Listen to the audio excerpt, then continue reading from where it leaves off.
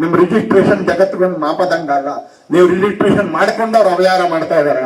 ಅದರ ರಾಷ್ಟ್ರೀಯ ಸ್ವಯಂ ಸೇವಕ ಸಂಘ ಇಲ್ಲಿರ್ತಕ್ಕಂಥ ಸಾವಿರಾರು ಜನರ ರೀತಿ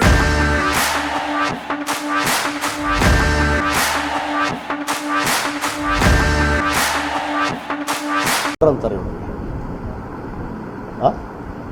ಬಂಡ್ರು ಅಂತ ಅಂತಾರೆ. ಅವ್ರಿಗೇನು ಹೇಳ್ತಾರೆ?